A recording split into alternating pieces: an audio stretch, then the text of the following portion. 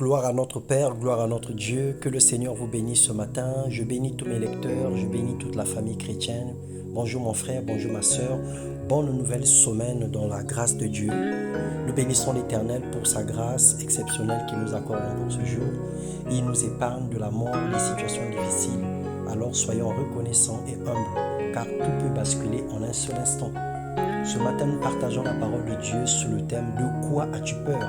Confie-toi en Dieu ». Dans Ésaïe 44, verset 8, il est écrit « N'ayez pas peur et ne tremblez pas. Ne te l'ai-je pas dès longtemps annoncé et déclaré ? Vous êtes mes témoins. Y a-t-il un autre Dieu que moi ? Il n'y en a pas d'autre rocher. Je n'en connais point. » Nous avons constamment peur d'échouer, peur de l'inconnu ou peur du lendemain. Nous tremblons devant la situation économique actuelle, devant les épidémies, les pandémies, devant les sorciers, devant le chômage, devant beaucoup de situations, malgré la promesse de Dieu faite en notre faveur. En réalité, le conseil le plus répété dans la Bible entière, c'est « Ne crains pas ». Dieu l'a dit 365 fois dans la version Louis II. La peur vient de l'absence de la foi véritable en Dieu, car elle implique la confiance en Dieu et vient de la connaissance de la parole. Elle ne ment jamais et elle s'appuie sur la parole infaillible de Dieu, selon Romains 1, 17 et Hébreux 11, le verset 6. Le Seigneur nous connaît mieux que nous-mêmes. Il sait de quoi nous avons besoin.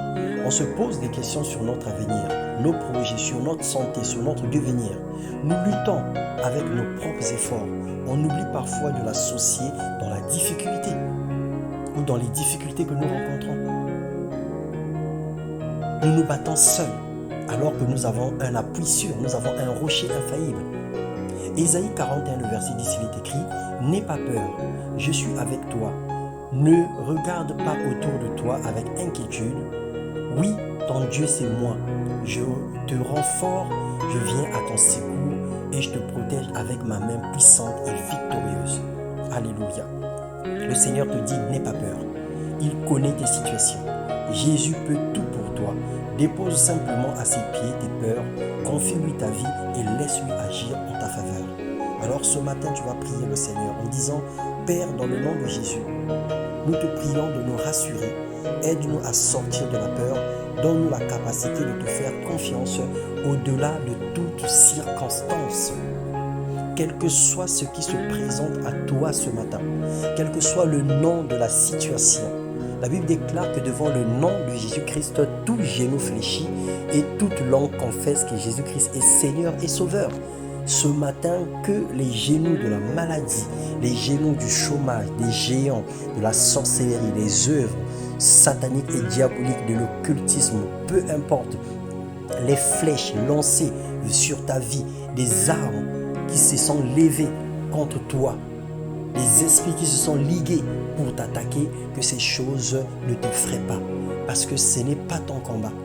Ce n'est pas ton combat. Christ en toi, l'espérance de la gloire. C'est lui qui combat pour toi les combats visibles et invisibles. C'est lui qui est ton soutien. Il est la haute retraite. Il est ta montagne. C'est lui qui te protège. Il est ton bouclier.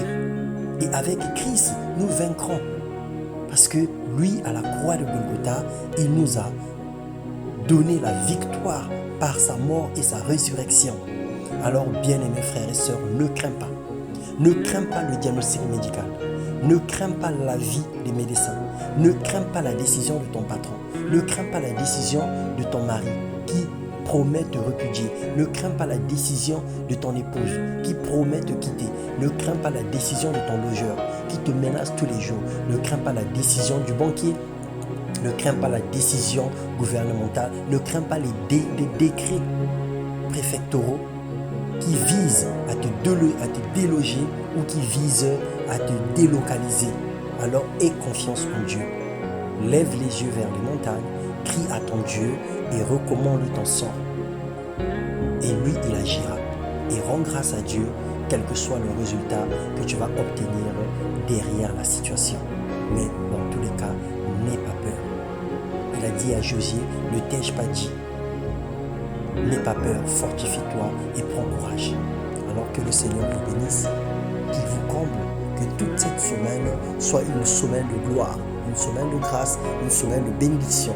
Que tout ce que vous allez faire puisse connaître une réussite et que tout le fera la plante de vos pieds, que Christ vous le donne en possession dans le nom puissant de Jésus.